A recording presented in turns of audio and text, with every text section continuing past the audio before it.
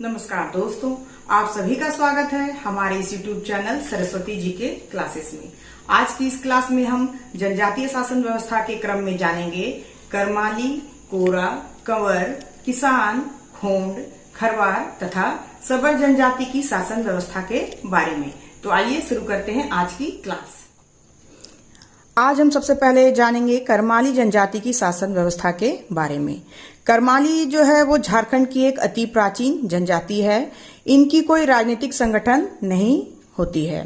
विवादों के निपटारे के लिए पाहन, मुंडा या गांव के अन्य अधिकारियों पर ये निर्भर करते हैं। इनके बीच जो विवाद होते हैं उनके निपटारे के लिए क्या करते हैं, जो उनके गांव के पाहन होते हैं या मुंडा होते हैं या जो अन्य अधिकारी होते हैं गांव के, उन्हीं के ऊपर ये डिपेंड करते हैं अपने विवादों को सुलझाने के लिए। फिर भी देखा जाए तो इनमें परंपरागत जाति अथवा ग्राम पंचायत कायम है। इनके गांव में फिर भी जो है जाति पंचायत या ग्राम पंचायत देखने को मिलते हैं। शासन व्यवस्था जो इनकी होती है वो 3 स्तरों की होती है। 3 स्तर पर इनकी शासन व्यवस्था कार्य करती है। पहला है ग्राम स्तर। ग्राम स्तर में जो है जातीय पंचायत होती है जिसका मुखिया मालिक कहलाता है। करमाली की जो ग्राम स्तर की जो पंचायत है उसे जातीय पंचायत के नाम से जाना जाता है और इसका जो मुखिया है वो मालिक कहलाता है। यह पद जो है मुखिया का वो वंशानुगत होता है। फिर यह जो जातीय पंचायत है यह विवाह, गोत्र, अनैतिक यौन संबंध, शादी, तलाक आदि मामलों का निपटारा करता है। यानी जातीय पंचायत में गांव के जो झगड़े होते हैं या गांव से संबंधित जो समस्याएं होती हैं, जो विवाह या गोत्र से संबंधित होती हैं, अनैतिक यौन संबंध से संबंधित होती हैं, शादी, तलाक या आदि मामलों से संबंधित होती है, उन सब का निपटारा जो है वो जातीय पंचायत में मुखिया के द्वारा किया जाता है, जिसे मालिक कहा जाता है। आगे हम जानेंगे दूसरे स्तर के बारे में। दूसरा स्तर जो है वो है परगना स्तर। परगना स्तर में सत गवैया पंचायत होती है। ग्राम स्तर में जातीय पंचायत है और परगना स्तर में सत गवैया पंचायत होती है और इसका जो प्रधान होता है उसे परगना मालिक कहते हैं। फिर यह जो है अंतर ग्रामीण मामलों का निष्पादन करती है। ये जो सत गवैया पंचायत है इसमें ये अंतर ग्रामीण मामलों का निष्पादन होता है। क्योंकि ये परगना स्तर पर है, इसमें एक से अधिक गांव शामिल होते हैं, इसकी वजह से ये अंतर ग्रामीण मामलों का निष्पादन करती है और इसका जो प्रधान है वो परगना मालिक कहलाता है। फिर तीसरा आता है, तीसरा स्तर वो है शिखर स्तर। यानी सबसे ऊंचाई पे जो है वो है शिखर स्तर। इसे बायसी पंचायत के नाम से जाना जाता है। शिखर स्तर को बायसी पंचायत के नाम से जाना जाता है। इसमें 17 से 22 गांव शामिल होते हैं। बायसी पंचायत में 17 से 22 गांव शामिल होते हैं। इसका जो प्रमुख होता है उसे मुख्य मालिक कहते हैं। बायसी पंचायत का जो प्रमुख है वो मुख्य मालिक कहलाता है। अब है गुड़ाइत। गुड़ाइत कौन होता है? तो ये हम लोग प्राय हर जनजाति में हम लोग को देखने को मिला है कि जो गुड़ाइत है या गुड़ेत जो है वो संदेश वाहक होता है।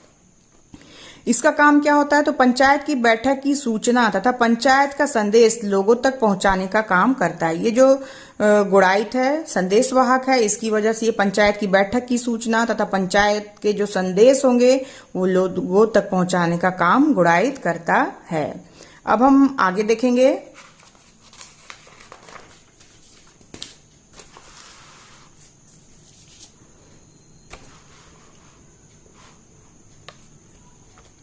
अब है पंचायतों में अपराध निर्धारण के लिए प्रत्यक्षदर्शियों की गवाही ली जाती है। क्या है कि जो पंचायत है उसमें अगर अपराध किसी का हुआ है तो उसके निर्धारण के लिए क्या किया जाता है कि जो प्रत्यक्षदर्शी होते हैं उनकी गवाही ली जाती है तथा शपथ या कसम द्वारा अपराध निर्धारण किया जाता है। और जो गवाही ली जाती है उससे शपथ करवाया जाता है, फिर कसम खिलवाई जाती है, उसके आधार पर ही अपराध का निर्धारण किया जाता है।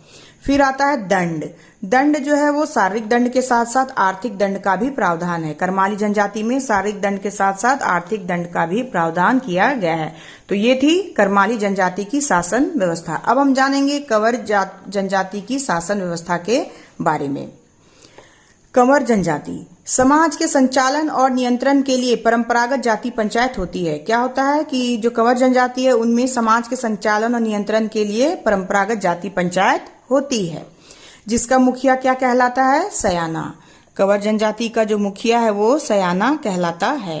इसमें जातीय मामलों का निपटारा होता है। ये जो पंचायत है, जातीय पंचायत, उसमें जातीय मामलों का निपटारा किया जाता है। फिर इसमें ग्राम पंचायत भी होती है। ग्राम पंचायत जो है उसका संचालन या जो संचालन करता है या प्रधान जो होता है वो क्या कहलाता है? प्रधान या पटेल। जो ग्राम पंचायत है उसका संचालन किसके द्वारा किया जाएगा? तो प्रधान या पटेल के द्वारा किया जाता है।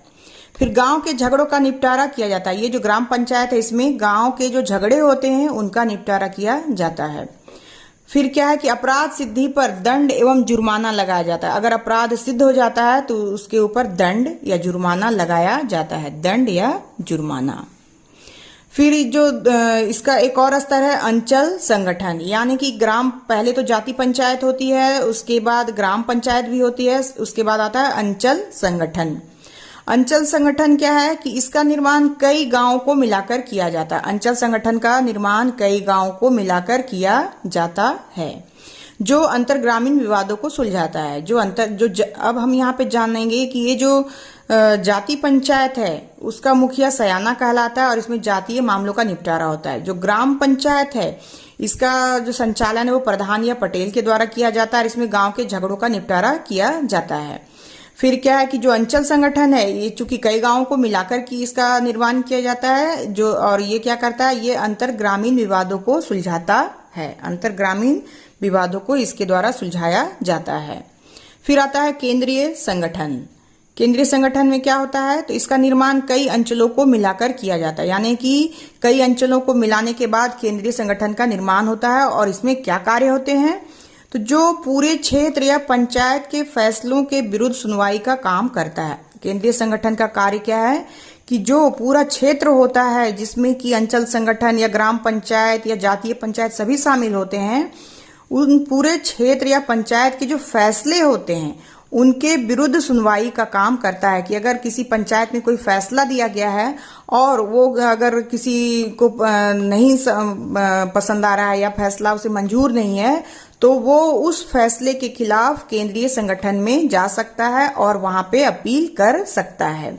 यानी केंद्रीय संगठन क्या हुआ? इन सारे जो पंचायत सिस्टम है यहाँ पे कंवर जनजाति की, उन सभी जो फैसले दिए जाते हैं ग्राम स्तर पर या अंचल स्तर पर या जातीय स्तर पे, तो उन सभी को चुनौती दी जाती है केंद्रीय संगठन में और उसकी सुनवाई की जाती है केंद्रीय संगठन में। एक तरह का ये सुप्रीम कोर्ट हुआ कंवर जनजाति का। वर्तमान में कंवरों ने एक कंवर समाज भी बनाया है। अब क्या है कि वर्तमान में कंवर जनजाति के द्वारा अपना एक कंवर समाज भी बनाया गया है, जो समाज के उत्थान और विकास के लिए सरकार से संपर्क करता है। और इसका काम क्या है? तो कंवर जनजाति की जो समाज है उसके उत्थान और विकास के लिए ये निरंतर जो है वो प्रयासरत है कंवर समाज। अब हम जानेंगे नेक्स्ट जो कि है खोंड जनजाति की शासन व्यवस्था। खोंड जनजाति की शासन व्यवस्था के बारे में। खोंड जनजाति प्राचीन काल में खोंडों का पारंपरिक ग्राम संगठन बहुत मजबूत था। क्या है कि प्राचीन काल में अगर खोंड जनजाति की जो पारंपरिक ग्राम संगठन की बात करें तो ये बहुत ही मजबूत था और उसका जो मुखिया होता था वो क्या कहलाता था? गोटिया। किसका? तो खोंडों का जो ग्राम संगठन था प्राचीन काल में उसका मुखिया गोटिया कहलाता था। यही इनके सारे विवादों का निपटारा करता था। जो गोटिया होता था वही खोंड जनजाति की समस्याओं का निपटारा किया करता था। अब अधिकांश गांव में ये पद विद्यमान नहीं है, लेकिन अब के टाइम में वर्तमान में देखा जाए तो ये जो गोटिया का पद है, जो मुखिया होता था पारंपरिक ग्राम संगठन का, वो पद लगभग गांव में अब समाप्त हो चुका है, अब विद्यमान नहीं है वर्तमान में। खोंड अब मिले जुले गांव में रहते हैं। इनका कोई अपना अलग गांव नहीं होता है, बल्कि ये मिले जुले गांव में निवास करते हैं। ये अब ग्राम पंचायत के अंग बन गए। खोंड जो है वो अब ग्राम पंचायत के अंग बन गए हैं, जिसका मुखिया प्रायः दूसरी जाति से होता है। यानी कि इनका कोई अपना जाति का कोई मुखिया नहीं होगा, अपना जातीय संगठन नहीं होगा, बल्कि चूंकि मिले जुले गांव में रहते हैं तो इनका मुखिया जो है प्रायः क्या होता है? दूसरी जनजाति से रिलेटेड होता है। इनकी अपनी अंतरग्राम जाति पंचायत होती है। इनका अपना ग्राम पंचायत नहीं है, लेकिन इनकी अपनी अंतरग्राम्य पंचायत जो है, ग्राम जाति पंचायत जो है वो होती है, जिसमें इनके जातीय विवादों का निपटारा होता है। इनके जातीय विवादों का निपटारा कहाँ पे होता है? तो इनकी जो अपनी अंतर ग्राम्य जाति पंचायत होती है उसमें इनके विवादों का निपटारा किया जाता है। फिर जाति के बाहर या गोत्र में विवाह, यौन संबंध आदि को सामाजिक अपराध माना जाता है। इनमें इनके जो अपराध के श्रेणी में आते हैं वो क्या है? तो जाति के बाहर या अपने गोत्र में विवाह करना, जाति के बाहर या गोत्र में विवाह करना जो है वो अपराध माना जाता है। यौन संबंध जो बाहरी जाति के साथ है वो अपराध माना जाता है और इस तरह से ये अपराध के श्रेणी में आते हैं। दंड के रूप में आर्थिक जुर्माना का भोज भात देने का प्रावधान है। अगर दंड के रूप में इनको क्या दिया जाता है? अगर किसी तरह का अपराध ये करते हैं खोंड जनजाति के लोग तो उनको दंड के रूप में आर्थिक जुर्माना लगाया जाता है या फिर भोज भात देने का भी प्रावधान इनमें है। अगर किसी तरह का अपराध इन्होंने किया है तो इनको सजा के तौर पे भोज भात देना पड़ता है। अब ग्राम पंचायत में सरपंच ही सर्वेसर्वा बन गया है। अब क्या है कि ग्राम पंचायत में सरपंच की भूमिका जो है वो महत्वपूर्ण हो गई है और सर्वेसर्वा अधिकारी के रूप में सरपंच को ही जाना जाता है। सरपंच का चयन ग्राम वासियों के द्वारा होता है, यानी जो सरपंच होता है उसका चयन किया जाता है किसके द्वारा? तो ग्राम वासियों के द्वारा चयन किया जाता है खोंड जनजाति में। तो ये तो थे खोंड जनजाति से रिलेटेड कुछ महत्वपूर्ण बातें। अब हम जानेंगे किसान जनजाति की शासन व्यवस्था के बारे में। किसान जनजाति की शासन व्यवस्था झारखंड की एक लघु अनुसूचित जनजाति है जो अपने को नगेसिया कहते हैं। किसान जनजाति क्या है? लघु अनुसूचित जनजाति है और ये अपने को नगेसिया कहते हैं। यहाँ से क्वेश्चन जो है वो पूछा जा सकता है कि कौन सी जनजाति अपने आप को नगेसिया कहते हैं? तो नगेसिया कौन सी जनजाति अपने आप को कहेंगे? तो किसान। फिर इस जनजाति में जातीय पंचायत की व्यवस्था होती है। किसानों में अपनी जातीय पंचायत होती है। गांव के झगड़ों को निपटाने के लिए अस्थायी पंचायत बुलाई जाती है। गांव के अगर किसी तरह का झगड़ा या विवाद हो जाता है तो उसे निपटाने के लिए अस्थायी पंचायत भी बुलाई जाती है। कई गांवों को मिलाकर परगना पंचायत का निर्माण किया जाता है। अब क्या है कि कई गांवों को मिलाकर भी परगना पंचायत का निर्माण किया जाता है। अब हम आगे देखते हैं। ये जो परगना पंचायत होती है किसानों में, ये जो परगना पंचायत होती है किसान जनजाति में, तो वहां उनके परगना पंचायत में क्या होता है? अंतरग्रामीण विवादों का निपटारा किया जाता है। अंतरग्रामीण विवादों का निपटारा कहाँ किया जाएगा? तो परगना पंचायत में किया जाएगा। फिर क्या है? पंचायत के प्रमुख अधिकारी महतो और सरदार या कोतवार होते हैं। पंचायत के जो प्रमुख अधिकारी हैं वे कौन होते हैं? तो प्रमुख अधिकारी होते हैं महतो, सरदार या कोतवार। तो ये पंचायत के प्रमुख अधिकारी होते हैं।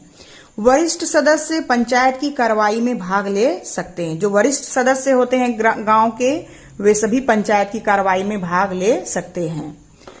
आगे है पंचायत बैठाने या बुलाने वाले व्यक्ति को पंचायत के संचालन का खर्च वहन करना पड़ता है। अब अगर कोई व्यक्ति पंचायत बुलाता है अपने आपसी झगड़ों को निपटाने के लिए तो उस व्यक्ति को पंचायत के संचालन में जो भी खर्च आता है उसका वहन उसे ही करना पड़ता है। तो ये थे किसान जनजाति से संबंधित कुछ महत्वपूर्ण बातें जो एग्जाम पॉइंट ऑफ व्यू से महत्वपूर्ण हैं। अब हम आगे जानेंगे खरवार जनजाति की शासन व्यवस्था के बारे में। खरवार जनजाति, इनमें परंपरागत जाति पंचायत पाई जाती। खरवारों में भी परंपरागत जाति पंचायत पाई जाती है। गांव का वरिष्ठ एवं योग्य व्यक्ति मुखिया होता है। इसका जो मुखिया होगा इस परंपरागत जाति पंचायत का वो कौन होगा? तो जो वरिष्ठ व्यक्ति होगा गांव का और जो योग्य होगा उसे ही मुखिया का पद दिया जाता है। फिर है कि गांव के झगड़ों का निपटारा इसके द्वारा किया जाता है। ये जो परंपरागत जाति पंचायत है इसमें गांव के झगड़ों का निपटारा किया जाता है। इनके अंतरग्रामीण पंचायत भी होते हैं। इनके क्या है? अंतरग्रामीण पंचायत भी होते हैं जिन्हें चट्टीपट्टी, पचौरा और सतौरा कहा जाता है। जिन्हें क्या नाम दिया गया है? चट्टीपट्टी, पचौरा और सतौरा कहा जाता है। अब हम जानेंगे कि ये चट्टीपट्टी, पचौरा और सतौरा किसे कहा जाता है, कितने कितने गांवों को इसमें शामिल किया गया है। क्या है? 4 गांव की पंचायत, 4 गांव की जो पंचायत होती है उसे चट्टीपट्टी कहा जाता है। 5 गांव की पंचायत जो होती है उसे पचौरा कहा जाता है तथा 7 गांव की पंचायत जो है उसे सतौरा कहा जाता है। तो इस तरह से ये 3 भाग में बटे हुए हैं अंतर ग्रामीण पंचायत। अब है कि ये पंचायत गांव के बीच के झगड़े विवादों का निपटारा करती है। ये जो चट्टी पट्टी, पचौरा और सतौरा है, ये क्या करती है कि जो गांव के बीच झगड़े या विवाद होते हैं उसका निपटारा करती है। फिर है पंचायत का पंचायत का निर्णय जो होता है वो मान्य होता है। फिर निर्णय का उल्लंघन करने पर जाति बहिष्कार की सजा दी जाती है। अब क्या है कि अगर कोई पंचायत के निर्णय का उल्लंघन करता है तो उसे सजा के रूप में जाति बहिष्कार की सजा दी जाती है। जाति बहिष्कार। अब हम जानेंगे कोरा जनजाति की शासन व्यवस्था के बारे में।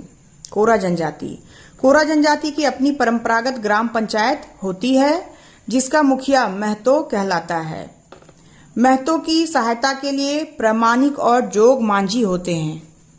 क्या है कि कोरा जनजाति की अपनी परंपरागत ग्राम पंचायत होती है और इसका मुखिया जो है वो महतो कहलाता है। महतो की सहायता के लिए प्रामाणिक और जोग मांझी होते हैं। गांव के सभी जो परिवार हैं उनका मुखिया पंचायत के सदस्य होते हैं। गांव के जो परिवार होते हैं, जो गांव में बसे होते हैं, उनका जो मुखिया होगा वो पंचायत के सदस्य होंगे। पंचायत के सभी निर्णय मान्य होते हैं। कोरा जनजाति में भी पंचायत के सभी निर्णय जो है वो मान्य होंगे। दंड के रूप में जुर्माना या शारीरिक दंड दिया जाता है। दंड के रूप में जुर्माना या शारीरिक दंड का प्रावधान है। और जितने भी पद हैं इसमें प्रायः सभी पद क्या है, वंशानुगत होते हैं। कोरा जनजाति में जितने भी पद हैं शासन व्यवस्था में वे सभी क्या है, वंशानुगत पद होते हैं। अब हम जानेंगे आज का लास्ट जनजाति जो है हमारा है सबर जनजाति की शासन व्यवस्था के बारे में।